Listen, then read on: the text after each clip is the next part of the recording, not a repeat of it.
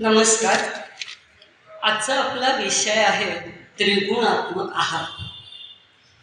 सर्वप्रथम तुम्हा सर्वांना नवीन वर्षानिमित्त अनेक शुभकामना.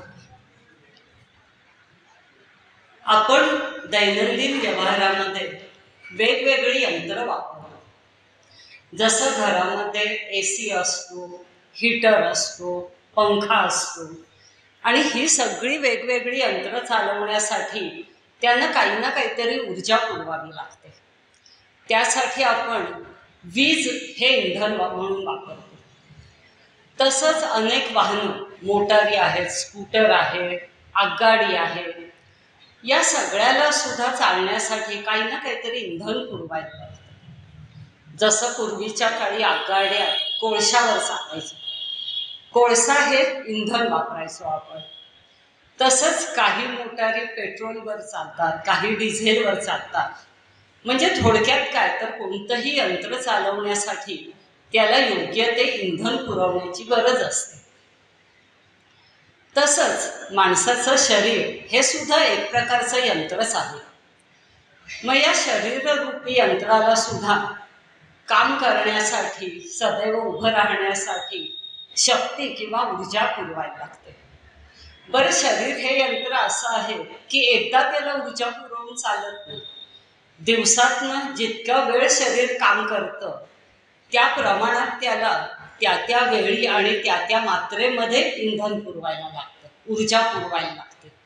मग ही ऊर्जा पुरवण्यासाठी आपण वेगवेगळ्या प्रकारचे अन्न पदार्थ सेवन करतो. म्हणजे थोडक्यात काय की शरीररूपी यंत्राला अन्नरूपी इंधन आपण पुरवत असतो. हे शरीर म्हणजे भगवंतांची फार मोठी देणगी आपल्याला मिळालेली आहे. मग ज्याच्याकडून जी गोष्ट आपल्याला मिळालेली आहे त्याचा विनियोग त्याच्यासाठीच व्हायला पाहिजे हे अपेक्षित आहे. मग हे शरीर जर आपल्याला भगवंतांकडून मिळालेलं आहे तर या शरीराचा उपयोग किंवा विनियोग सुद्धा भगवंतांच्या सेवेसाठीच व्हायला हवा. आता भगवंतांची सेवा करायची म्हणजे काहीतरी भोग देणार. मग हा भोग म्हणजे काय तर हा भोग म्हणजेच आहार.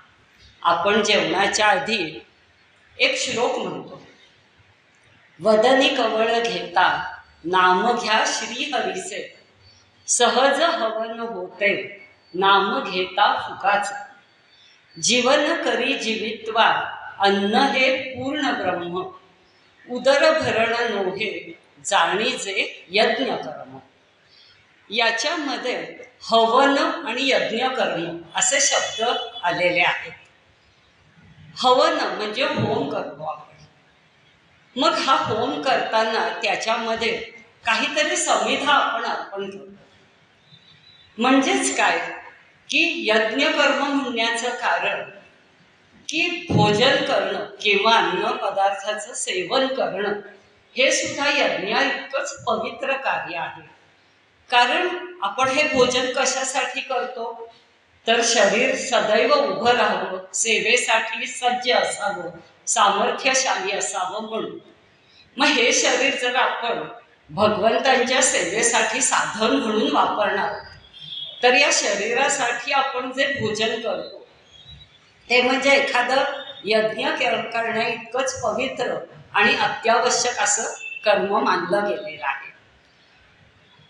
थोडक्यात काय की शरीर सेवेसाठी सदैव उभं राहावं, शक्तिशाली असावं, सामर्थ्यवान असावं म्हणून शरीराला दिलेली आहुती म्हणजे आहार, अशी आपण आहाराची एक व्याख्या करू शकतो. प्रत्येक माणसालाच वाटतं की आपण नेहमी निरोगी राहावं, आपलं शरीर नेहमी चांगलं राहावं, कोणताही आजार होऊ नये, आपल्या दैनंदिन व्यवहारात कोणताही व्यत्यय येऊ नये. पण असं होत नाही. काही ना काही कारणाने अधूनमधून का होईना पण आरोग्य बिघडतं.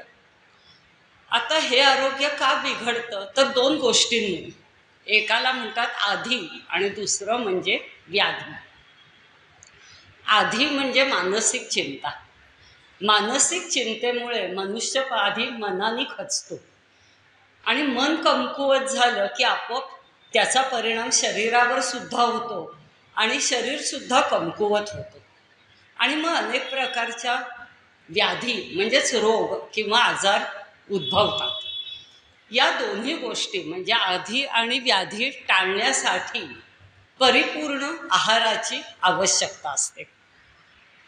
परिपूर्ण आहार म्हणजे षड्रसात्मक आहार, 6ही प्रकारचे रस, मधुर, तीक्ष्ण, कडू, आंबट, खारट, तुरट असा षड्रसयुक्त आहार म्हणजे परिपूर्ण आहार मानला गेला आहे. 16व्या अध्यायाच्या शेवटी अर्जुनाने भगवद्गीतेमध्ये भगवंतांना काही प्रश्न विचारला. 17व्या अध्यायाच्या सुरुवातीला सुद्धा अर्जुन विचारतो की प्रत्येक मनुष्य हा श्रद्धेने युक्त असतो.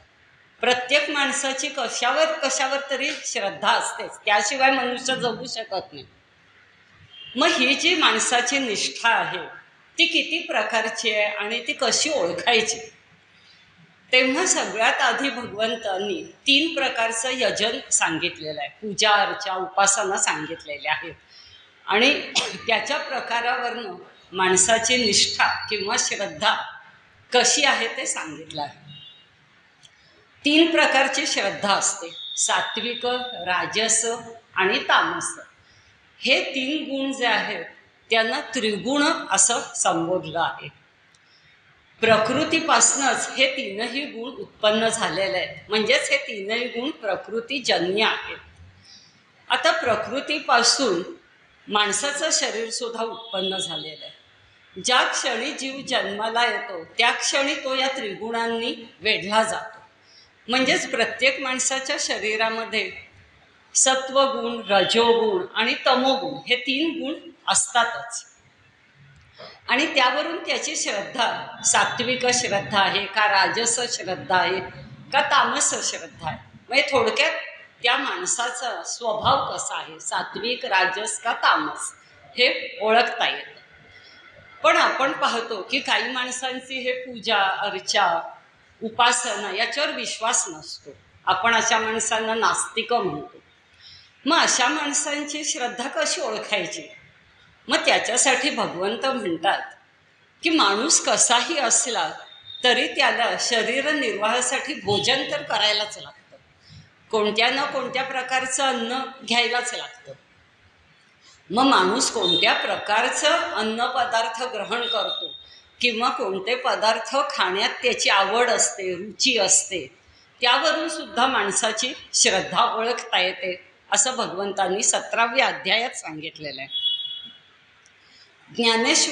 ज्ञानेश्वरीमध्ये सुद्धा माऊलींनी म्हटलं आहे, तेवी जैसा घेपे आहारू, धातू तैसाची होय आकारू, आणि धातू ऐसा अंतरू, भावो पोखे.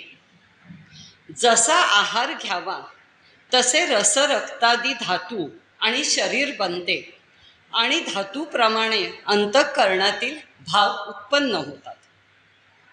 शिवगीतेमध्ये सुद्धा हेच सांगितलेलं आहे. मनुष्य अन्न ग्रहण करतो, ते अन्न जठरामध्ये गेल्यावर त्याचं पचन होतं. या पचलेल्या अन्नाचे 3 भाग होतात, स्थूल, मध्यम आणि सूक्ष्म.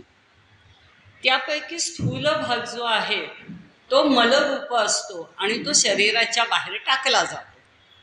मध्यम भाग जो आहे त्यापासून रस रक्तादी धातू बनतात शरीरामध्ये आणि सूक्ष्म भाग हा मनरूप असतो. या मनरूप भागापासूनच म्हणजे मन जसं सात्विक, राजस, तामस होईल त्याप्रमाणे माणसाच्या चित्तवृत्तीसुद्धा बनतात. याच्यासाठी ज्ञानेश्वरीमध्ये एक उदाहरण माऊलींनी दिलं आहे की भांड्यामध्ये पाणी गरम केलं आणि ते भांडं विस्तवावर जेव्हा आपण ठेवतो पाणी गरम करण्यासाठी, तर भांडं तापलं की आपोआप आतलं पाणी तापतं. तसंच खाल्लेल्या अन्नापासून जे हे रसरक्तादी धातू बनतात त्याच्याप्रमाणेच माणसाच्या चित्तवृत्ती बनतात. आपण म्हणतो की अमुक एक माणूस अगदी सात्विक स्वभावाचा आहे, म्हणजे शांत आहे, समाधानी आहे, किंवा एखादा माणूस अगदी तामसी वृत्तीचा आहे, असा माणूस साधारणपणे रागीट असतो थोडाफार त्याची वृत्ती क्रूरतेकडे झुकणारी असते. मग हे कशामुळे बनतं? तर माणूस जे अन्न ग्रहण करतो त्याप्रमाणे त्याच्या या चित्तवृत्ती बनतात. 17व्या अध्यायात भगवंतांनी या तिन्ही प्रकारच्या अन्नाची व्याख्या केलेली आहे. आता आपण पाहिलं की माणसाचं मन या अन्नानुसार बनतं. अन्नमयम मनः असं म्हटलेलं आहे. मग याच्यासाठीच सात्विक आहार माणसाने घ्यायला पाहिजे. राजसी आणि तामसी आहार टाळायला पाहिजे किंवा वर्ज केला पाहिजे. याच्यासाठी सात्विक आहार कोणता, राजसी आहार म्हणजे कोणता, त्याच्यात कोणते अन्नपदार्थ येतात आणि तामस आहार म्हणजे काय, त्याचं स्वरूप काय, त्यांचं शरीरावर कसा आणि कोणता परिणाम होतो, मनावर कसा आणि कोणता परिणाम होतो, हे जाणून घेणं खूप महत्त्वाचं ठरतं. अशा या 3 प्रकारच्या सात्विक, राजस आणि आहार, सात्विक, राजस आणि तामस आहाराची आपण माहिती घेणार आहोत. जसं जेवणाऱ्याच्या रुचीप्रमाणे किंवा आवडीप्रमाणे अन्न तयार केलं जातं आणि आपण पाहिलं की प्रत्येक मनुष्य हा त्रिगुणांच्या अधीन असतो. त्याच्यामुळे तो जे अन्न खातो त्या प्रकारे तो दैनंदिन व्यवहार करतो किंवा त्या दैनंदिन व्यवहारामध्ये त्याच्या स्वभावाची झलक आपल्याला अनुभवता येते. किंवा उलट पक्षी असंही म्हणू शकतो की मनुष्य ज्या स्वभावाचा आहे त्या प्रकारचं अन्न त्याला आवडत असतं खायला. प्रथम आपण सात्विक आहाराकडे वळूया. भगवद्गीतेमध्ये म्हटलं आहे, आयुष सत्व बलारोग्य सुख प्रीती विवर्धनाः रस्या स्निग्धा स्थिरा हृदया आहारा सात्विक प्रिया. म्हणजे काय तर आयुष्य, चित्तातील स्थैर्यादी सात्विक गुण, शक्ती, आरोग्य, सुख आणि अभिरुची म्हणजे आवड वाढवणारे, रसयुक्त सुरस स्निग्ध, शरीरात बराच वेळ टिकणारे, इंद्रियांना आणि मनाला समाधान देणारे असे सात्विक माणसांना प्रिय असणारे अन्नपदार्थ म्हणजे सात्विक आहार. एकेका पदाचा अर्थ आपण बघूया. आयुष सत्व बलारोग्य म्हणजे आयुः म्हणजे जो आहार घेतल्याने माणसाचं आयुष्य वाढतं. अर्थात आपल्या महाराष्ट्रीयन पद्धतीचं जे जेवण आहे त्याच्यामध्ये वरण, भात, तूप, लिंबू, पोळी किंवा भाकरी, अनेक प्रकारच्या भाज्या, कोशिंबिरी, एखादा गोड पदार्थ असा षड्रसात्मक आहार असतो. परिपूर्ण थाळी ज्याला आपण म्हणतो तशी असते. असं पूर्ण सगळी जीवनसत्व, सगळी खनिज, सगळे घटक असणारे अन्नपदार्थ जेव्हा आपण खातो तेव्हा आपोआपच आपली तब्येत चांगली राहते आणि आपलं आयुष्य वाढायला मदत होते. सत्व म्हणजे सत्व गुण वाढतो. म्हणजे काय, हल्ली आपण गव्हाच्या अंकुराचा रस पितो, त्याला अमृत रस असं म्हटलं जातं. काही वनस्पती आहेत त्या खाल्ल्यामुळे औषधी वनस्पती आहेत, जसे तुळशीची पानं आपण खातो किंवा अन्न चांगलं पचावं म्हणून जेवल्यानंतर विडा खातो पानांचा. हे सगळं आयुष्य आणि सत्वगुण वाढवणारे घटक असणारे अन्नपदार्थ आहेत. त्याच्यानंतर बलम म्हणजे शरीर, मन, बुद्धीमध्ये सात्विक बल आणि उत्साह उत्पन्न करणारे पदार्थ म्हणजे जसं बदाम, अक्रोड, मनुका, काजू असा सगळ्या प्रकारचा सुकामेवा याच्यामध्ये येतो. सुखम म्हणजे ज्याच्यामुळे सुख आणि शांती प्राप्त होते, मनाला, शरीराला शांतता मिळते, म्हणजे जळजळ होत नाही. आपण पाहतो की प्रत्येक पूजेमध्ये देवाच्या नैवेद्यासाठी आपण पंचामृत वापरतो. त्याच्यामध्ये दूध, तूप, दही, मध आणि साखर असे पदार्थ असतात की ज्याच्यामुळे सगळे घटक आपल्या शरीराला मिळतात आणि होणारी जळजळ वगैरे कमी होते. त्यामुळे हे सगळे पदार्थ सात्विक पदार्थामध्ये मोडतात. प्रीती विवर्धनाः म्हणजे जे पदार्थ पाहिल्याबरोबर खावेसे वाटतात. कारण आपण तेच अन्नपदार्थ खातो की जे आपल्याला खावेसे वाटतात. उगीच बळजबरीने कुणी जेवा म्हटलं किंवा आपले नावडते पदार्थ पानात असतील तर आपल्याला तितकंसं जेवण जात नाही. मग या प्रीतिविवर्धना हा म्हणजे खावेसे कोणते वाटतात तर अनेक रंगीबेरंगी मिठाई असतात किंवा एकाच याची काकडीची टोमॅटोची कोशिंबीर खाण्यापेक्षा आपण जर सॅलड म्हणून बीट गाजर टोमॅटो हिरवी काकडी असं यांनी डिश सजवली आपण रंगीबेरंगी पदार्थांनी तर जास्त पटकन खावीशी वाटते आपल्याला. किंवा फ्रूट डिश म्हणून आपण रंगीबेरंगी फळं चिरून ठेवतो, त्याची आकर्षक रचना सुद्धा करतो. तर असे जे पदार्थ आहेत ते थोडीशी भूक वाढवायला सुद्धा मदत करतात, कारण जास्त प्रमाणात खावेसे वाटतात, लगेच खावेसे वाटतात आपल्याला. त्याच्यानंतर येतं रस्या स्निग्धास स्थिरा हृदय. रस्या हा म्हणजे स्वभावतःच रसयुक्त, म्हणजे त्याच्यात कोणतेही दूध पाणी मिसळलेलं नाही, पण तरी ते रसाळ आहेत. अर्थात सगळी रसाळ फळं याच्यामध्ये येतात. आंबा आहे, द्राक्ष आहे, कलिंगड आहे. हे रसाळयुक्त पदार्थ खाल्ल्यामुळे घन पदार्थांबरोबरच द्रव पदार्थ सुद्धा आपसुकच आपल्या शरीरामध्ये जातात. स्निग्धा हा म्हणजे तूप तेल लोणी अनेक प्रकारच्या तेल बिया यांचा समावेश याच्यामध्ये होतो. हे स्निग्ध पदार्थ खाल्ल्यामुळे जॉईंट्स किंवा आपण सांधे ज्याला म्हणतो त्याच्यामध्ये घर्षण कमी व्हायला मदत होते. थोडक्यात काय आपले हातपाय चांगले राहतात, आपण अनेक काळपर्यंत चालू बोलू फिरू शकतो, व्यवस्थित कामं करू शकतो. स्थिरामध्ये पचायला हलकं आणि ज्याचं सार किंवा सत्व दीर्घकाळ शरीरात टिकतं. हे पदार्थ खाल्ल्याने खूप वेळपर्यंत नंतर भूक लागत नाही. म्हणजे रोजचे जेवणातले पदार्थ पोळी असो, भाकरी, भात, भाज्या वगैरे. आणि त्याच्यानंतर हृदया म्हणजे अंतःकरण प्रसन्न करणारे आणि त्याचप्रमाणे हृदयासाठी सुद्धा फायदेशीर असणारे. म्हणजे हल्ली आपण रिफाईंड तेल वापरत नाही, तर साधारणपणे लाकडी घाण्याचं तेल वापरतो किंवा जवसासारखे चटणी त्याची करून असे पदार्थ वापरतो की जे हृदयासाठी हितकारक आहेत. थोडक्यात काय, सात्विक आहार हा शरीराला बल पुष्टी देणारा, नैसर्गिकरित्या अनेक आजार बरे करणारा. कारण आपण म्हणतो की रोज तुळशीची पानं चावून खावा किंवा रोज विडा खा जेवल्यानंतर, किंवा जेवल्यानंतर मुखवास आपण लवंग वेलदोडा असे पदार्थ खातो की नैसर्गिकरित्या याच्यामुळे आपलं आरोग्य चांगलं राहतं. याला सात्विक आहार असं म्हणतात. हा सात्विक आहार शरीरासाठी आदर्श आहार म्हणला जातो.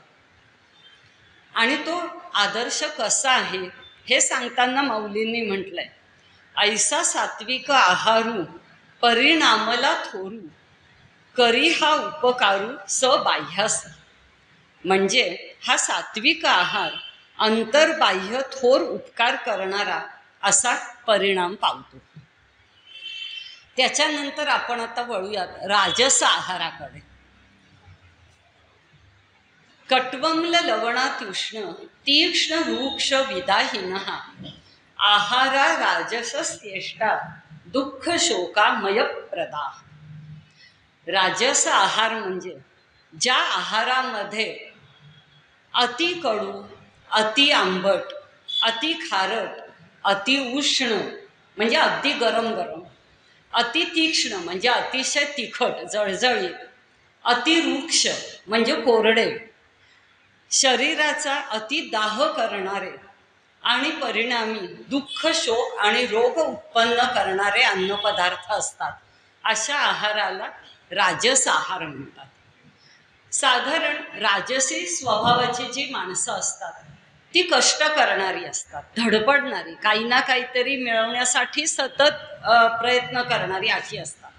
अर्थातच कष्टकरी माणसांसाठी हा जो आहार आहे त्यांना असं सारखं गोड आणि सात्विक खाऊन चालत नाही. त्यांना साधारण आपण पाहतो शेतकरी वगैरे ही जी लोक आहेत ती पटकन खाता येण्यासारखे चटणी पोळी भाकरी असे पदार्थ खातात. किंवा अगदी आपण ऑफिसला जाणारे लोक जरी पाहिले तरी ते साग्र संगीत त्यांना जेवण करायला वेळ नसतो, मग ते पटकन पोळी भाजी नुसती चटणी असं डब्यात नेऊन खातात. हा जो आहार आहे तो राजसी आहार आहे. याच्यामध्ये जर आपण पाहिलं तर अति शब्द आला. प्रत्येक याला अति असं विशेषण जोडलेलं आहे. अति खारट, अति उष्ण, अति तिखट. तर याचं कारण असं आहे की सात्विक आहार सुद्धा जर त्याचा अतिरेक झाला आपल्या आहारामध्ये तर त्याचं रूपांतर राजस आहारामध्ये होतं. आता या राजस आहाराला दुःख, शोक आणि रोग उत्पन्न करणारा आहे असं का म्हटलंय ते पाहूया. की आपण पाहिलं की सात्विक आहार म्हणजे षड्रसयुक्त आहार, पण या रसांचा किंवा या अनेक स्वादांचा सुद्धा अतिरेक होता कामा नये. जसं आपण पाहिलं सात्विक आहारामध्ये की गोड म्हणजे मधुर रस असणारे पदार्थ म्हणजे सात्विक पदार्थ, म्हणजे दुग्धजन्य पदार्थ आहेत. त्याच्यात बासुंदी आली, श्रीखंड आलं, अनेक प्रकारच्या मिठाया, जिलबी, हे सगळं सुद्धा आवश्यकच आहे शरीराला. पण आपण जर रोज अगदी जेवणात गोड खात गेलो तर काय होतं, शरीराला जडत्व येतं किंवा मधुमेहासारखे आजार उद्भवतात. म्हणजे थोडक्यात काय की हा मधुर रस सुद्धा जर सात्विक आहे पण अतिरेकी प्रमाणात घेतला की तो राजस झाला.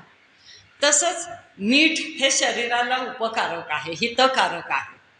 पण म्हणून आपण खूप प्रमाणात जर लोणची खाल्ली, त्याच्यामध्ये मिठाचं प्रमाण जास्त असतं टिकावं म्हणून, तर त्याच्यामुळे शरीराला अपाय होतो. शरीरातलं सोडियमचं प्रमाण वाढतं. कारण मीठ म्हणजे काय, सोडियम क्लोराईड असं आपल्याला माहिती आहे. तर या सोडियमचं प्रमाण वाढल्यानंतर सुद्धा अनेक आजार होतात. म्हणजे परत खारट स्वाद जो आहे तो सुद्धा जास्त प्रमाणात घेतला तर तो आपल्यासाठी अपायकारक होतो. आता असं प्रत्येक याचा आपल्याला सांगता येईल की तिखट, आता मिरची म्हटलं तरी सुद्धा त्याच्यामध्ये अँटीऑक्सिडंट्स असतात. खायला पाहिजे मिरची सुद्धा, रोगप्रतिकार शक्ती वाढते त्याच्यामुळे. पण रोज जर जेवणात मिरचीचा ठेचा आपण खात गेलो किंवा नुसतं मिरचीचा ठेचा आणि पोळी भाकरी खाल्ली तर आपल्याला जळजळ किंवा ॲसिडिटी सारखे आजार होतात. थोडक्यात कोणत्याही पदार्थांचा अतिरेक म्हणजे राजस आहार आहे. असा आहार घेतल्यामुळे जेवण झाल्यावर प्रसन्न वाटत नाही, शरीराला जडत्व येतं, झोपावंसं लोळावं असं वाटतं, काम करावं असं वाटत नाही आणि अर्थात अनेक प्रकारच्या व्याधी जडतात. त्याच्यामुळे राजस आहार खायला हरकत नाही किंवा खाल्ला पाहिजे पण थोड्या प्रमाणात, किंवा तो सात्विकतेकडे झुकणारा असला पाहिजे. या आहाराची व्याख्या अशी केलेली आहे, तवसे एकमेका सळे रोग उठती एके वेळे, ऐसा राजसू आहारू फळे केवळ दुःखे. म्हणजे हे जे राजसी आहारातले अन्न पदार्थ आहेत, वेगवेगळे स्वाद आहेत, ते जास्त प्रमाणात घेतले की जसं काही शरीरामध्ये गेल्यावर किंवा जठरामध्ये गेल्यावर एकमेकाशी युद्ध करतात, माऊलींनी म्हटलं आहे, एकमेकाशी युद्ध करतात आणि त्याच्यामुळे शेवटी माणसाला दुःख, वेदना यांना तोंड द्यायला लागतं. त्याच्यानंतर तामस आहार.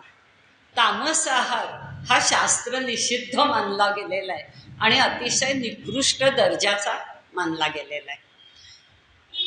जसं राजसी आहारामुळे थोडासा माणसाचा स्वभाव अहंकारी बनतो, तसं तामसी आहार हा क्रूरतेकडे माणसाला नेणारा आहे. वारंवार किंवा रोज जी माणसं तामसी आहार घेतात त्यांचा स्वभाव सुद्धा रागीट, उद्धट असा बनतो किंवा थोडंसं त्यांचं मन कठोर असतं, पटकन क्रूरतेकडे वळणारं असतं. तामसी आहाराची व्याख्या अशी केली आहे गीतेमध्ये, यात यामं गतरसम पूती पर्युषितंचयत उच्छिष्टमपि चामेध्यम भोजनं तामस प्रियम. म्हणजे भगवद्गीतेमध्ये भगवंतांनी अगदी सरळ आणि स्पष्ट शब्दात सांगितलंय की काय खावं, काय खाऊ नये, काय खाल्लं तर काय परिणाम होतो. यात यामं, यात यामं म्हणजे अर्धवट कच्चं किंवा अति शिजलेलं किंवा सडलेलं.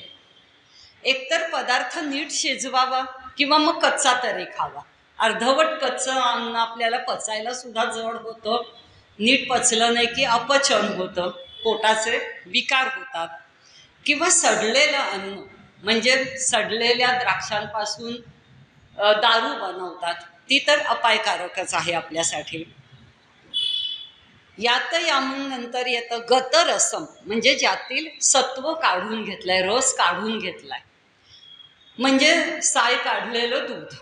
साई सकटचं दूध जेवढं आपल्याला शरीराला पोषण देतं तेवढं निसत्व असलेलं साय काढून घेतलेलं दूध शरीरासाठी पोषक नसतं.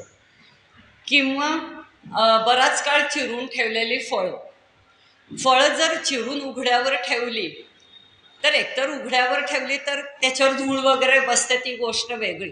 पण बंद डब्यात जरी ठेवली किंवा फ्रीजमध्ये जरी ठेवली तरी त्यातली जीवनसत्व कमी होतात. म्हणून फळं सुद्धा चिरल्या लगेच खायला पाहिजे. त्याचप्रमाणे पालेभाज्या आपण म्हणतो की निवडायच्या, धुवायच्या आणि मग चिरायच्या. पण आधी चिरल्या आणि नंतर धुतल्या तर काय होतं, त्यातली जीवनसत्व पाण्याबरोबर निघून जातात. आणि मग अशी भाजी खाल्ल्यामुळे, पालेभाजी खाल्ल्यामुळे काहीच शरीराला आरोग्याला आपल्याला त्याच्यापासून काही उपकारक अशा गोष्टी मिळत नाहीत. त्याच्यानंतर म्हणलं पूती म्हणजे स्वाभाविक दुर्गंध असलेले पदार्थ. आहारशास्त्रानुसार कांदा, लसूण अशांना ज्यांना उग्रवास आहे असे पदार्थ निषिद्ध मानले गेलेले आहेत. आपण फक्त चातुर्मासामध्ये वगैरे असे उग्रवास असलेले पदार्थ खात नाही, पण शास्त्रामध्ये कधीच खाऊ नयेत असं सांगितलेलं आहे. त्याच्यानंतर पर्युषितम म्हणजे शिळं.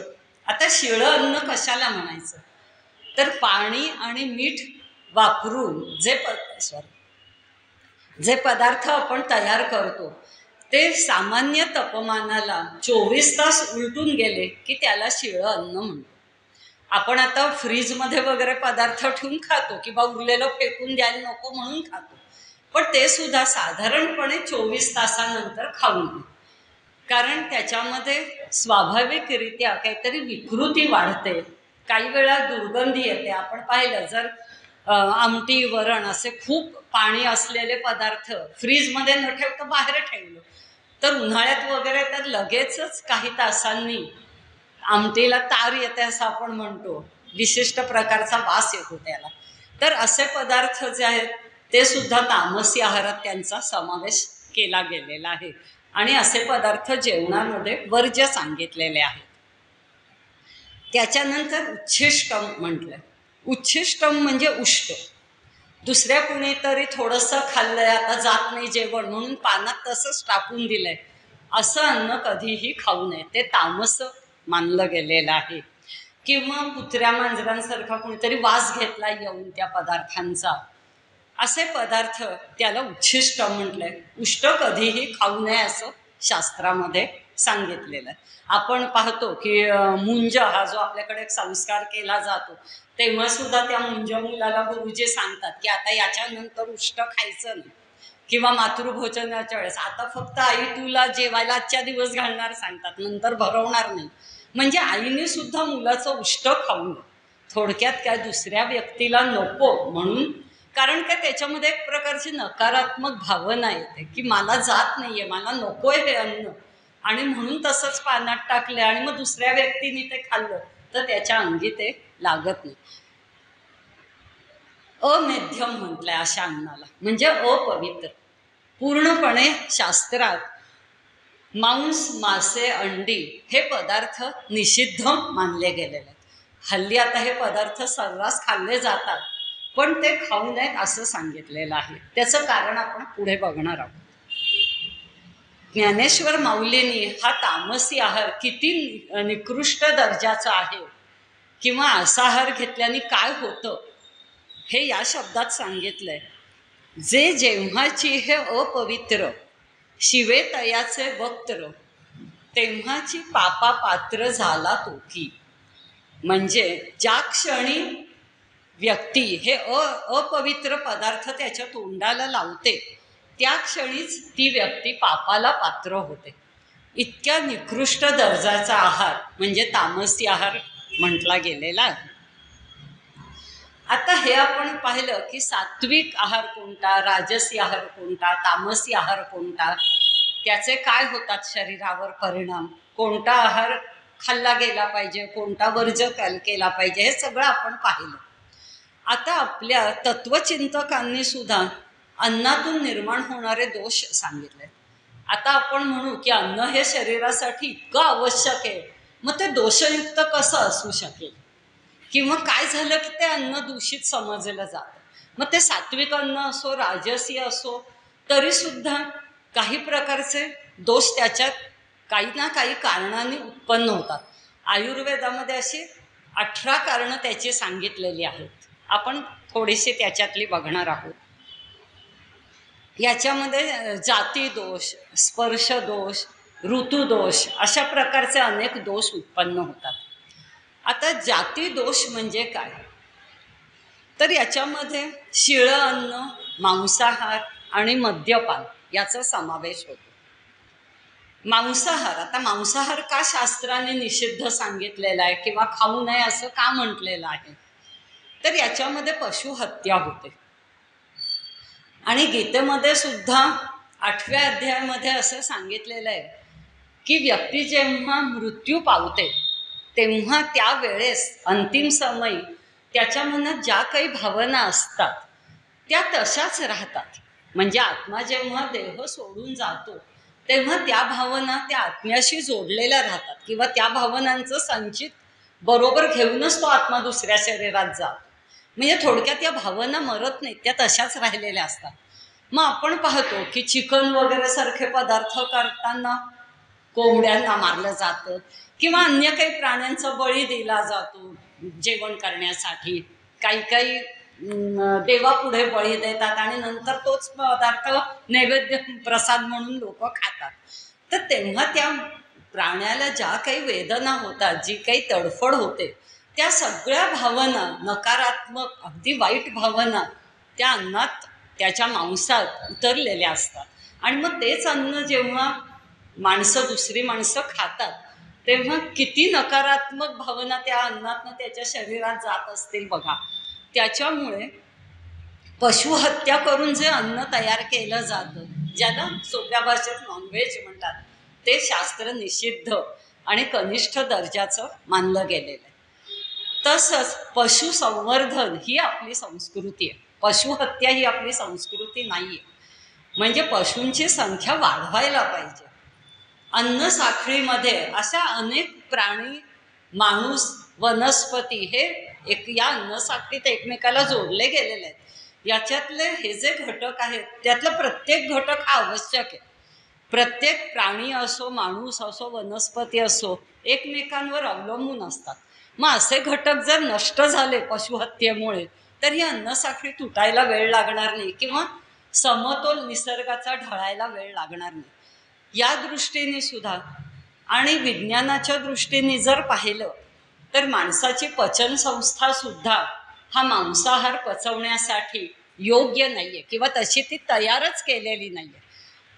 त्याच्यामुळे मांसाहार हा शास्त्र निषिद्ध मानला गेलेला आहे, किंवा हा एक प्रकारचा जाती दोष आहे.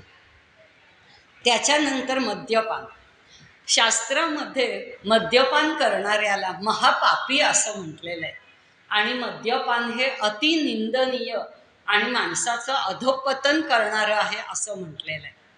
कारण मदिरा किंवा दारू तयार करताना सुद्धा असंख्य जीवांची हत्या केली जाते. याच्यामुळे काय होतं, जेव्हा ही मदिरा आपल्या पोटात जाते तेव्हा आपण पाहिलं की अन्नमयम स्वभावा, या अन्नाचा परिणाम मनावर होतो जसा शरीरावर होतो तसा. तर अंतःकरणातले धर्माचे अंकुर किंवा धार्मिक भावना, चांगले संस्कार हे सगळे या मद्यपानामुळे किंवा मांसाहारामुळे नष्ट होतात. माणसाचं अधःपतन होतं. अधःपतन व्हायला कारण काय की मदिरापान किंवा मद्यपान जे म्हणतात ते हल्ली एक फॅशन म्हणून घेतलं जातं, किंवा पार्टीमध्ये पुरवलं जातं आणि नाही कसं म्हणायचं म्हणून त्याची हळूहळू सुरुवात होते. ही सुरुवात होते, कधी कधी घेतलं तर काय होतं अशी मनात भावना असते. मग हळूहळू काय होतं, ते आवडायला लागलं की त्याची सवय लागते माणसाला. सवय लागली की माणूस त्याच्या अधीन होतो. म्हणजे सवय कधी माणसाच्या अधीन होत नाही, पण माणूस सवयीच्या अधीन नक्कीच जातो. मग या सवयीचं रूपांतर व्यसनामध्ये होतं. आणि व्यसन ही गोष्ट अशी आहे की नंतर माणूस त्या गोष्टीशिवाय राहूच शकत नाही. काहीही करून ती व्यसनं पूर्ती झाली पाहिजे इतका तो हट्टाला पडतो. अर्थात ही व्यसनं पूर्ती व्हायला लागली किंवा कोणत्याही मार्गाने मग तो करायला लागतो. त्याच्यामुळे त्यालाही स्वतःला शारीरिक मानसिक कष्ट त्रास होतोच, पण त्याच्या संपूर्ण कुटुंबाची सुद्धा वाताहत होते. आणि मग ते विसरण्यासाठी ते दुःख दूर करावं किंवा कुटुंब किंवा समाजातनं हळूहळू तो असा मनुष्य बहिष्कृत केला जातो, हे सगळं विसरण्यासाठी परत तो मद्यपान करायला लागतो. म्हणजे या साखळीमध्ये तो अडकला जातो आणि त्याच्यामुळे एकंदरच समाजाचं सुद्धा पतन होतं. नुसत्या त्या एका व्यक्तीचं होत नाही, त्याच्या कुटुंबाचं, आजूबाजूच्या समाजाचं सुद्धा अधःपतन होतं. आणि एकतर आपल्या भारतासारख्या देशामध्ये इतकं उष्णता शरीरात निर्माण करणारं पेय प्यायची गरज सुद्धा नाही. एवढं काही हवामान आपल्या इथे थंड नसतं की असं काही करून शरीरात उष्णता उत्पन्न करावी असंही, किंवा मानसिक चिंता दुःख दूर करण्यासाठी सुद्धा आपल्या संस्कृतीमध्ये भगवंतांचं नामस्मरण, भजन, कीर्तन अशा अनेक गोष्टी सांगितल्या. चांगल्या पुस्तकांचं वाचन. तर त्याच्यासाठी हा आहार घेण्याची अजिबातच आवश्यकता नाही आहे. हा सुद्धा एक प्रकारचा जातीदोषच समजला गेलेला आहे. आणि शिळ्या अन्नाबद्दल आपण आत्ता पाहिलंच की शिळं अन्न कसं प्रकृतीसाठी अपायकारक असतं. त्याच्यानंतर येतो स्पर्शदोष. स्पर्शदोष म्हणजे ते अन्न ग्रहण करणारी व्यक्ती आणि ते अन्न तयार करणारी व्यक्ती या दोघांच्या भावना त्या अन्नामध्ये उतरतात. म्हणजेच थोडक्यात ज्याचा स्पर्श त्या अन्नाला होतो भोजन तयार करताना किंवा भोजन ग्रहण करताना, तर त्या माणसांच्या भावना त्याच्यामध्ये उतरतात. आणि असं जर त्या भावना नकारात्मक किंवा वाईट असतील तर त्याला स्पर्शदोष असं म्हटलं गेलेलं आहे. पूर्वीच्या काळी हॉटेलमध्ये जाणं वाईट समजलं जायचं किंवा कुणी जायचं नाही, घरचंच अन्न करायचं, जेवायचं आणि घरचीच स्त्री ते अन्न तयार करायची, सोहळ्यात स्वयंपाक केला जायचा. याला काहीतरी कारण आहे. आपण जे म्हणतो की हे काय त्यावेळेस असं, आता काही त्याचा उपयोग नाही, तसं नाही आहे. तर याला सुद्धा हा स्पर्शदोष हे कारण आहे. कारण आपण हॉटेलमध्ये जेवायला जातो, तिथे कोण अन्न तयार करतं, कोणत्या मनस्थितीत त्या करणाऱ्याचं मन तेव्हा कसं असतं, भावना कशी असते, आपल्याला काही माहिती नसतं. आणि त्याच्यामुळे ते अन्न खाल्लं तर आपल्या अंगी लागत नाही. किंवा हल्ली आपण स्वयंपाकासाठी बाई ठेवण्याची पद्धत आलेली आहे. ते सुद्धा म्हणजे प्रतिष्ठेचं हे म्हटलं जातं. कुणी घरी पोळ्या करणार असेल तर अरे तुमच्याकडे बाई नाही आहे, म्हणजे ही व्यक्ती अगदी गरीब आहे किंवा यांना परवडत नाही असं मानलं जातं. पण आपल्याला माहित नसतं की ही स्वयंपाकाची करणारी जी बाई आहे तिच्या घरी आत्ता काय झालेलं आहे. समजा एखाद्या घरच्या त्रासामुळे ती कंटाळलेली असेल, वैतागलेली असेल, चिडलेली असेल आणि घरी समजा खूप काम पडलं असेल आणि इथे येऊन आपण जर तिला म्हटलं की आज 10 पोळ्या जास्त करा, तर बघा तुम्ही लगेच थोडीसं ती चिडचिड करते आणि जोरात जोरात पोळ्या लाटते, भाकरी जोरात थापायला लागते. मग तिच्या ह्या नकारात्मक भावना आहेत त्या सुद्धा तिने तयार केलेल्या अन्नात उतरतात. म्हणजे हे आपल्याला हल्ली वाटतं की असं कसं शक्य आहे, पण ते आहे. आणि हे विज्ञानाने सुद्धा सिद्ध झालेलं आहे की अशा भोजन जो बनवतो किंवा जी व्यक्ती बनवते तिच्या त्या भावना त्या अन्नात उतरतात. हा एक प्रकारचा स्पर्शदोष मानला गेला. त्याच्या उलट जेव्हा घरची स्त्री किंवा हल्ली पुरुष सुद्धा स्वयंपाक करतात तर ते चांगल्या भावनेने करतात. आपल्या घरातल्या लोकांचं पोट भरावं, सगळ्यांनी व्यवस्थित आनंदाने जेवावं, आपण बनवलेलं अन्न त्यांच्या अंगी लागावं किंवा आपल्या मुलाबाळांना पौष्टिक चांगलं खायला मिळावं, या भावनेने आपण घरी स्वयंपाक करतो. त्या चांगल्या भावना त्या अन्नामध्ये उतरतात आणि असं अन्न कुटुंबातल्या व्यक्तींच्या अंगी लागतं. त्याच्यामुळे पूर्वी सोहळ्यात स्वयंपाक का करायचंय?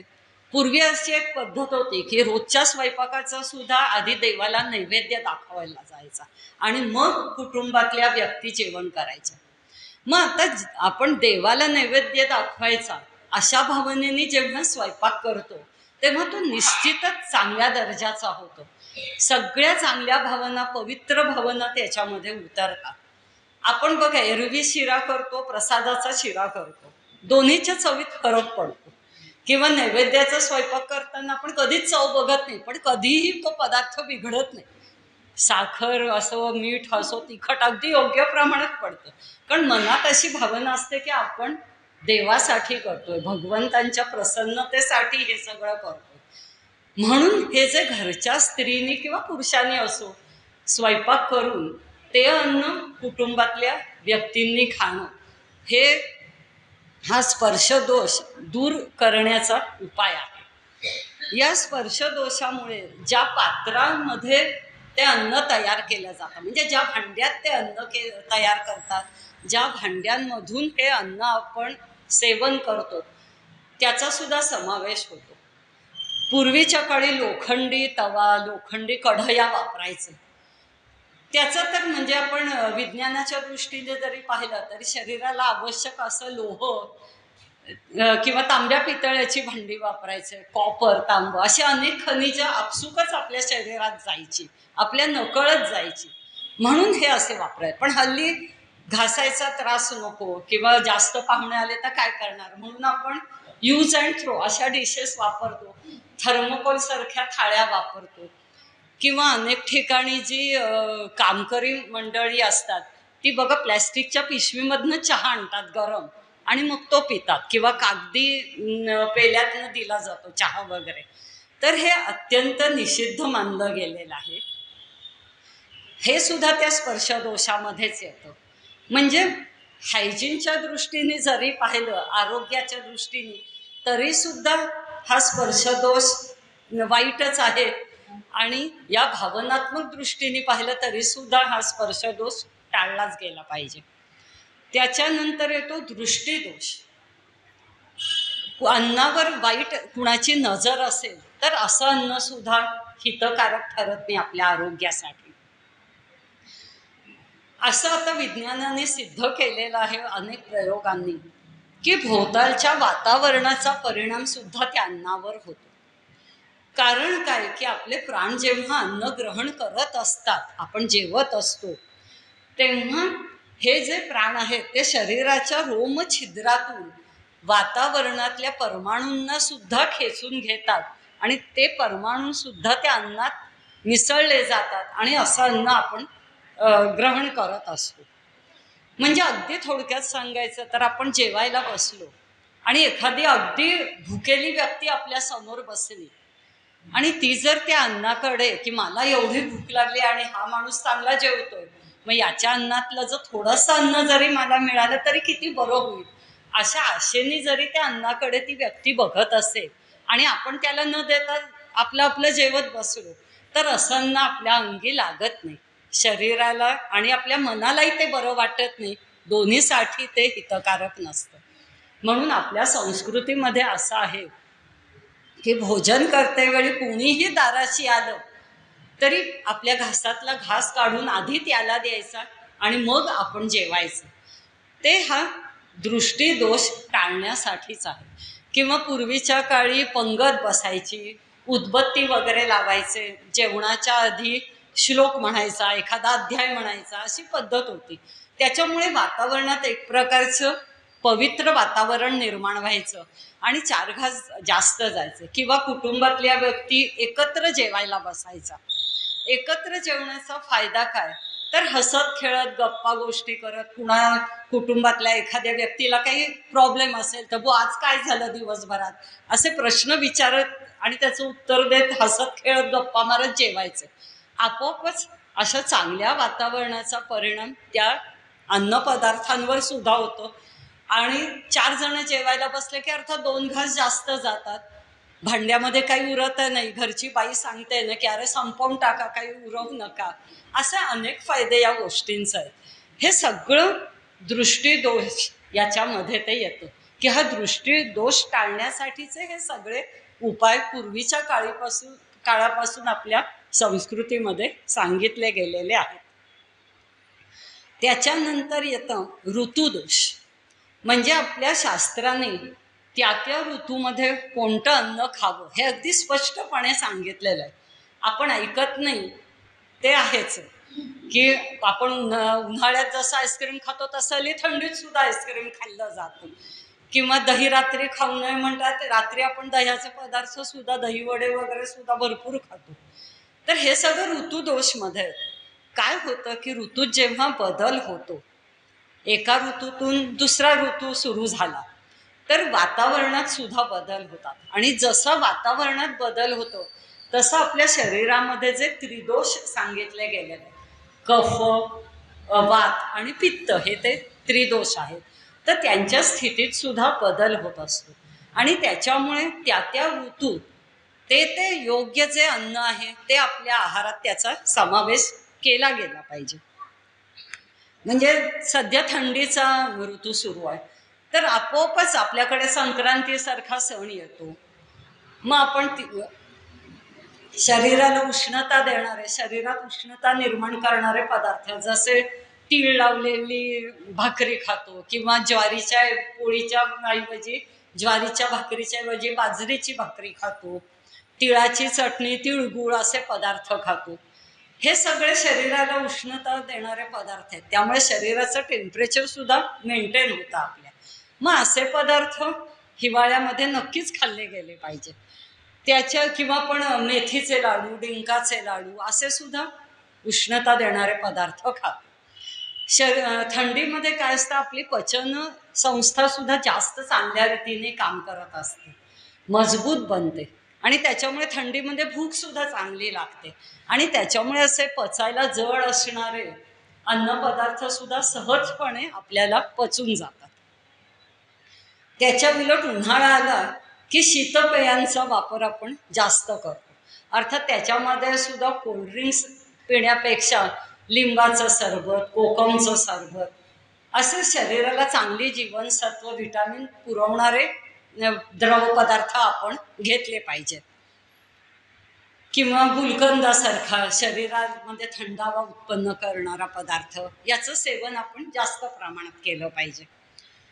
तसंच पावसाळ्यामध्ये हवा दमट असते, पावसाळ्यामध्ये थोडंसं पचनसंस्था सुद्धा आपली कमकुवत झालेली असते, जास्त भूक लागत नाही, भूक सुद्धा मंदावते. मग तेव्हा पचायला हलके असे पदार्थ खाणं अपेक्षित आहे.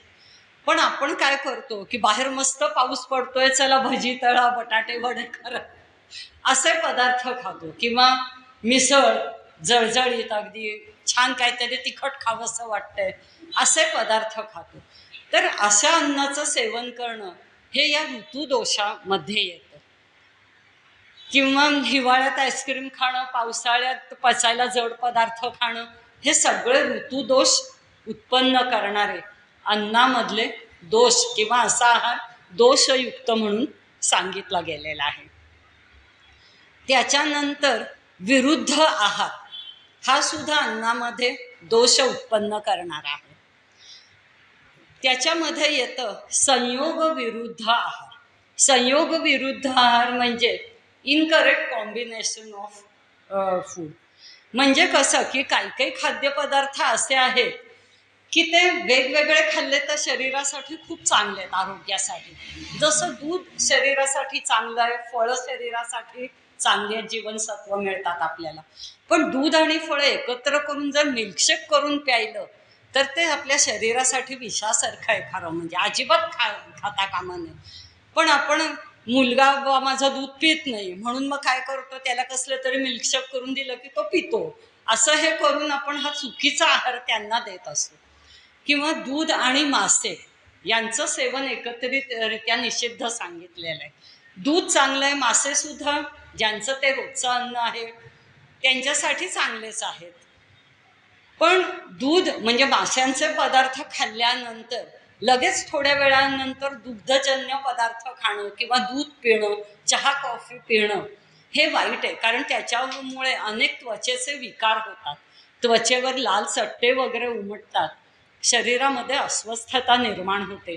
शरीर अस्वस्थ की आपलं मनसुद्धा अस्वस्थ होतं. त्याच्यामुळे या विरुद्ध आहारामध्ये 2 चांगले पदार्थ पण त्यांचं कॉम्बिनेशन चुकीचं असं जर खाल्लं तर ते आरोग्यासाठी अहितकारक म्हणून.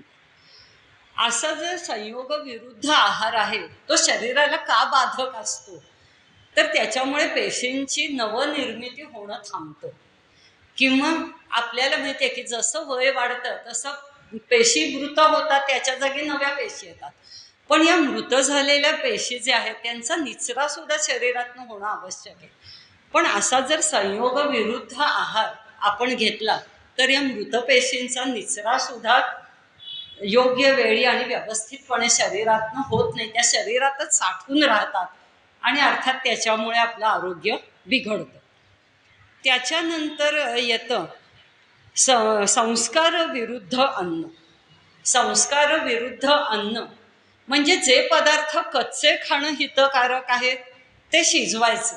शिजवताना सुद्धा अति शिजवलं की त्यातले जीवनसत्व नष्ट होतात.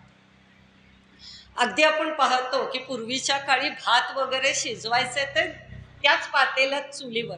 हल्ली आपण कुकरमध्ये हे करतो किंवा काही जण मोकळा भात चांगला पुलाव वगैरे व्हावा म्हणून त्याच्यावरचं पाणी फेकून देतात. त्याच्यामध्ये खरं सगळं सत्व असतं आणि उरलेल्या त्या भातात काहीही सत्व नसतं, पण ते पुलाव म्हणून आपण आवडीने खातो. तर हे जे आहे त्याला म्हणतात की संस्कार विरुद्ध अन्न. अग्नीचा संस्कार हा केलाच पाहिजे, कारण पदार्थ शिजवल्यामुळे एकतर ते पचायला सोपे होतात, हलके होतात, त्याच्यामधला स्वाद म्हणजे त्याची टेस्ट चव सुद्धा वाढते. पूर्वीच्या काळी जेव्हा अग्नीचा शोध नव्हता लागला तेव्हा आदिमानव मिळतील ते कंद फळं खायचे, कच्चं मांस खायचं. पण अग्नीचा शोध लागल्यानंतर त्यांना कळलं की हे मांस शिजवलं किंवा हे कंदमुळं भाजली तर जास्त रुचकर लागतात, टिकतात. त्याच्यामुळे हा अग्निसंस्कार सुद्धा महत्वाचा आहे. पण तो जर नीट केला नाही तर तो मात्र अन्नामध्ये दोष उत्पन्न करणारा ठरतो. आपण पाहतो की पालेभाज्या वगैरे थोड्याच शिजवाव्या, पण आपण तर खूप अगदी त्या शिजवून अगदी त्याचं म्हणजे काय म्हणतात त्याला पेस्ट सारखा करतो, तर इतक्या शिजवल्यानंतर त्यातले जीवनसत्व खरं म्हणजे नष्ट होतात. त्याच्यानंतर येतं समय विरुद्ध आहार. हा खूप महत्वाचा आहे. समय विरुद्ध आहार म्हणजे एकतर भूक लागलेली नसताना जेवायचं. आपण अशा जेवणाच्या वेळा घड्याळाप्रमाणे ठरवलेल्या असतात. मग 1ला मी जेवणार म्हणजे जेवणार. मग त्याच्यासाठी एखाद दिवशी जर आपला ब्रेकफास्ट किंवा न्याहारी ज्याला म्हणतात ती 10 वाजता का होईना पोटभर न्याहारी केली, भूक नसते लागलेली, पण घड्याळात 1 वाजला माझ्या जेवणाची वेळ झाली, आता मी जेवणार. आणि त्याच्यातही काही कमी चालत नाही. मी रोज 2 पोळ्या खाते तर आजही 2च पोळ्या खाणार. याला समय विरुद्ध आहार म्हटलेलं आहे की नाही भूक तर नका जेव, पण नाही वेळ झाली आहे म्हणून जेवायचं. किंवा काही अन्नपदार्थ असे की ते खूप चांगले आहेत. आता दही हे आपल्या शरीरासाठी खूप चांगले आहेत, कारण त्याच्यामध्ये शरीराला उपकारक असे बॅक्टेरिया असतात. पण हे दही रात्री खाणं वर्ज्य मानलं गेलेलं आहे. आहारशास्त्रात सांगितलेलं आहे रात्री कधी दही खायचं नाही. एक वेळ तुम्ही ताक प्या पण रात्री नाही. पण आपण काय करतो रात्री आणि अगदी उशिरा हे दह्याचे पदार्थ सुद्धा खातो. कधी पार्टी केली की भरपूर दही वडे खातो, किंवा दुसऱ्या दिवशी आपल्याला ऍसिडिटी होते. किंवा रात्री दही खाल्लं तर सांध्यांमध्ये सुद्धा त्याचा परिणाम होतो. सांध्यांमधलं घर्षण वाढून वेदना होतात, सुचतात. आपण म्हणतो ना काल दही खाल्लं ना आज माझे गुडघे दुखायला लागले. तर या गोष्टी 1-2दा खाऊन होत नाही, पण नित्यनेमाने किंवा वारंवार खाल्ल्या तर मात्र असं होतं. मग थोडक्यात काय की असं म्हटलंय की न्याहारी ही राजासारखी करावी, दुपारचं भोजन हे सामान्य प्रजेसारखं करावं आणि रात्रीचं भोजन हे भिकाऱ्यासारखं करावं, म्हणजे अगदी कमी प्रमाणात. कारण त्याला अगदी साधं कारण आहे, रात्री शरीराची हालचालच आपण जास्त करत नाही आणि जेवणाच्या मध्ये आणि झोपेमध्ये कमीत कमी 2 ते 3 तासाचं अंतर असलं पाहिजे. पण आपण हल्ली म्हणजे आपल्याला वेळही नसतो, कुणी कामावरनं उशिरा आपण येतं, तर त्याच्यामुळे उशिरा जेवलं जातं आणि लगेच आपण झोपायला जातो. खरं म्हणजे असं सांगितलं की अन्न हे त्याचं वेळापत्रक घड्याळाप्रमाणे नाही तर सूर्याप्रमाणे ठेवावं. सूर्य आकाशात उगवला की आपली पचनसंस्थेचं काम वेगाने सुरू होतं. त्याच्यामुळे न्याहारी जास्त प्रमाणात केली पाहिजे. दुपारचं जेवणही करायला हरकत नाही, पण त्याच्यानंतर दुपारची झोप घेता कामा नये. आणि रात्री मात्र शरीराची काहीही हालचाल होत नाही. सूर्य जेव्हा सूर्यास्त होतो तेव्हा हळूहळू आपली पचन संस्था सुद्धा हळूहळू त्याचं कार्य, जठराग्नीचं कार्य मंदावतं आणि त्याच्यामुळे रात्री कमी जेवावं असं सांगितलं गेलेलं आहे. म्हणजे थोडक्यात याचं सार काय की केवळ कोणता अन्नपदार्थ मला आवडतोय किंवा हा योग्य आहे ना असं पण ते विचार करून चालणार नाही. तर प्रत्येक व्यक्तीच्या प्रकृतीनुसार, ऋतुमानानुसार किंवा त्या प्रांतानुसार आपले आहार आपण ठरवला पाहिजे. भगवंतांनी 15व्या अध्यायात सुद्धा सांगितलंय, अहं वैश्वानरो भूत्वा प्राणिनां देहमाश्रितः प्राणापान समायुक्त पचामी अन्नै चतुर्विधम.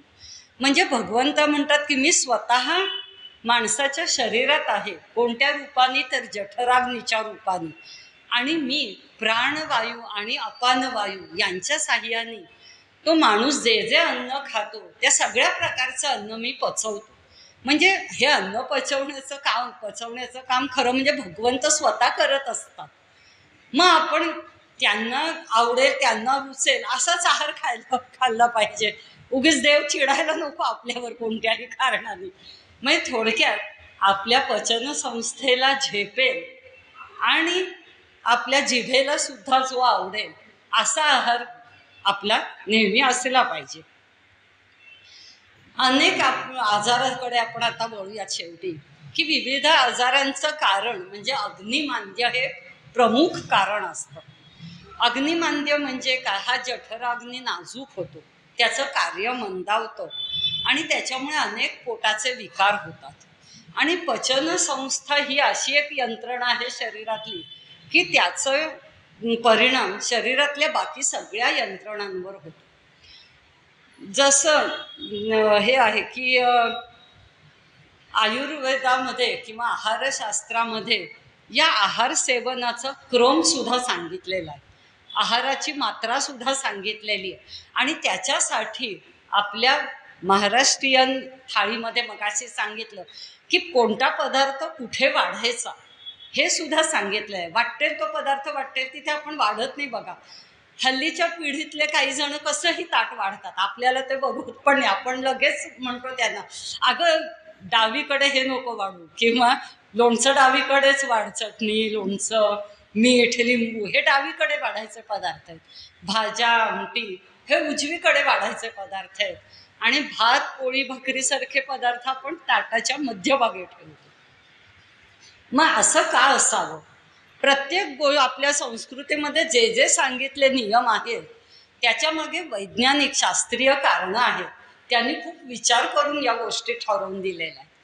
तर सर्वसामान्यपणे माणूस उजव्या हाताने जेवतो, त्यामुळे जे पदार्थ जास्त प्रमाणात खाणं अपेक्षित आहे किंवा जे पदार्थ जास्त खाल्ले तर आपल्या शरीरासाठी चांगले आहेत ते अर्थातच उजवीकडे येतात, कारण आपण उजव्या हाताने ते पटकन घेऊ शकतो. म्हणून भाज्यांसारखे पदार्थ उजवीकडे आहेत. भात पोळी हे महत्त्वाचा घटक आहे आपल्या ताटामधला, तोही जास्त प्रमाणात किंवा योग्य प्रमाणात गेला पाहिजे. त्याच्यामुळे पहिला हात आपला पटकन पोळी किंवा भाताकडे जातो, तो पटकन दिसेल डोळ्याला, हात पटकन त्याच्याकडे जाईल, म्हणून ते मध्यभागी वाढायचं. आणि लोणची चटणी मीठ असे जे पदार्थ आहेत ते अगदी थोड्या प्रमाणात थोड्या मात्रेत शरीरात जायला पाहिजेत. त्याच्यामुळे ते डावीकडे वाढले की पटकन उजवा हात डावीकडे जात नाही आपला. म्हणजे थोडक्यात काय, चटणी लोणचं मीठ हे तेवढंच खावं. जर मीठ लोणचं कोशिंबिरी तुम्ही भाज्या इतकं खाल्लं, हल्ली म्हणतात की बाऊलभर सॅलडच खा आधी, पण ते खरं हिताचं नाहीये. सगळे अन्नातले घटक आपल्या शरीरात जायला पाहिजे. वेट लॉस म्हणून नवीन एक फॅड आलं की मग काय होतं की तुम्ही बाऊलभर हे सॅलड खाल्लं, ते एकतर कच्चं असतं, सगळ्या माणसांना ते पचण्यासारखं नाहीच, आणि ते जर तुम्ही बाऊलभर खाल्लं तर नंतर जेवणच जात नाही. मग त्याच्यामुळे जे आवश्यक अन्न घटक आहेत, म्हणजे डाळींमध्ये प्रथिन आहेत, भातामध्ये कर्बोदक आहेत, भाज्यांमध्ये जीवनसत्व आहेत, ती पोटातच जात नाहीत अजिबात. म्हणजे हे पूर्ण अन्न असं म्हटलंच जात नाही. त्याच्यामुळे असं न करता जसं आपल्या संस्कृतीत ताट किती वाढावं, कसं वाढावं सांगितलेलं आहे, त्याच प्रमाणात ते अन्नपदार्थ वाढले गेले पाहिजेत आणि त्याच प्रमाणात ते सेवनसुद्धा केले गेले पाहिजेत. म्हणजे थोडक्यात असं सांगितलेलं आहे की आहाराची मात्रा सांगताना की ज्यांची पचनसंस्था अगदी चांगली आहे, अशा माणसांना दगडसुद्धा पचतो असं म्हटलं जातं. त्या माणसांनी दिवसातनं 4 वेळा जेवलं तरी हरकत नाही. पण ज्या माणसांची पचनसंस्था कमकुवत आहे त्यांनी दिवसातनं 2 वेळा जेवणं अपेक्षित आहे. किंवा आपल्या पोटाची जी पोकळी आपण म्हणू किंवा जागा पोटातली, ती 2/3 जागा घन आणि द्रव पदार्थांनी भरली पाहिजे आणि 1/3 जागा मोकळी ठेवली पाहिजे, तरच त्या अन्नाचं पचनसुद्धा नीट होतं. कारण आपण बघतो की अन्न खाल्ल्यानंतर ते जठरामध्ये जातं, जठरामध्ये त्याच्यात सगळे पाचक रस मिसळले जातात, ते घुसळलं जातं आणि त्याच्यामुळे जेवल्यानंतर काही काळाने भरपूर पाणीसुद्धा पिणं आवश्यक आहे. मग ही जी 2/3 जागा आहे ती घन पदार्थ जे आपण खातो, चावून खातो वगैरे, त्यांनी आणि त्यातली सुद्धा निम्मी जागा पाण्याने भरलेली असली पाहिजे, तरच ते अन्नाचं घुसळणं सुद्धा नीट होईल. आणि जितकं ते अन्न नीट घुसळलं जाईल तितकं ते पचायला सुद्धा सोपं आणि हलकं होतं.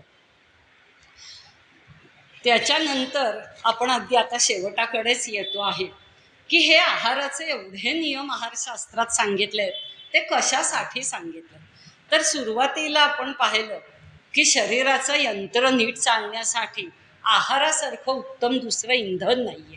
मग याच्यातच जर काही गफलत झाली तर ही सगळी पचनसंस्थेची यंत्रणा बिघडते, अनेक प्रकारच्या चयापचयाच्या तक्रारी उद्भवतात आणि शरीराच्या इतर यंत्रणेवर म्हणजे अगदी मेंदूवर सुद्धा त्याचा परिणाम होतो किंवा खाल्लेल्या अन्नाचा परिणाम हृदयावर होतो. आपण पाहतोच की जास्त अतिरिक्त प्रमाणात किंवा तेच तेल परत परत गरम करून त्यात तळलेले पदार्थ खाल्ले तर हृदयविकार होतात. किंवा मगाशी सांगितल्याप्रमाणे जे स्पर्श दोषाच्या वेळेस सांगितलं की थर्मोकोलसारख्या थाळीतनं जेवणं, प्लॅस्टिकच्या पिशवीतनं आणलेला गरम चहा पिणं, हे जे या ज्या गोष्टी आहेत त्याच्यामुळे कॅन्सरसारख्या अनेक दुर्धर व्याधीसुद्धा जडतात असं आता समोर आलेलं आहे. ध्यानयोगाचं वर्णन करताना 6व्या अध्यायात भगवंतांनी सांगितलंय की हा ध्यानयोग कोणाला सिद्ध होतो, त्याच्यामध्ये त्यांनी एक शब्द वापरला, युक्ताहार विहारस्य. म्हणजे हा जो ध्यानयोग आहे तो परमात्मा प्राप्तीसाठी केला जातो, ध्यान धारणा वगैरे. हे ध्यान सुद्धा जर नीट साध्य व्हायला हवं असेल तर त्याच्यासाठी युक्त आहार घेतला पाहिजे. युक्त म्हणजे योग्य आहार, योग्य प्रमाणात आहार, योग्य वेळी आहार घेतला पाहिजे. कारण काय आहे की फक्त आपलं आयुष्य वाढवावं असं आपली अपेक्षा नसते, तर दीर्घायुष्य वाढवून नुसतं फायदा नाही आहे, त्याच्यासाठी आपल्या जगण्याचा दर्जासुद्धा चांगला असला पाहिजे. म्हणून हे सगळं आहाराचं विवेचन आपण आत्ता केलं. आता हे जे म्हणजे शरीरासाठी कोणता आहार चांगला आपण पाहिलं, तर मला असं वाटतं की शरीराबरोबर मन आणि बुद्धीसुद्धा माणसाची सात्विक राहिली पाहिजे, तर तो एक व्यक्ती म्हणून, माणूस म्हणून चांगला म्हटला जातो. मग हे मन आणि सात्विक बुद्धी आहे त्याला सुद्धा काहीतरी आहार पाहिजेच ना, कारण मनाचं तर प्रचंड काम सतत चालू असतं आणि बुद्धीचं कामही चालू असतं. मग याच्यासाठी कोणता आहार, तर हे अन्नपदार्थ आहेच, पण सात्विक मन आणि सात्विक बुद्धी वाढण्यासाठी त्याच्यासाठी आदर्श आहार म्हणजे चांगल्या चांगल्या पुस्तकांचं वाचन, चांगल्या वैचारिक गोष्टींवर चर्चा विनिमय करणं. म्हणजे 4-10 बायका जमल्या की असं म्हणतात गॉसिपिंग चालतं, पण हल्ली असं नाही पाहायला मिळत. उलट 10 बायका जमल्या की चांगलं काहीतरी करतात, कुठेतरी भजनाचा क्लास लावतात, गीतेचा संथ वर्ग लावतात. म्हणजे ह्या ज्या गोष्टी आहेत त्यात मन सुद्धा आपलं सात्विक होण्यासाठी उपयुक्त आहेत. किंवा भगवंतांचं नामस्मरण करणं, अगदी सतत काही आपण तोंडाने राम राम राम राम किंवा असं काही म्हणू शकत नाही, पण कोणतंही काम करताना नुसतं मनात जरी त्यांचं स्मरण केलं तरी सुद्धा हा एक मनासाठी आणि सात्विक बुद्धीसाठी आदर्श असा आहार ठरू शकतो. इतकं बोलून आणि परत एकदा तुम्हाला नवीन वर्षाच्या शुभेच्छा देऊन मी थांबते. तुम्ही शांतपणे माझे 4 शब्द ऐकून घेतले त्यासाठी खूप धन्यवाद आणि नमस्कार.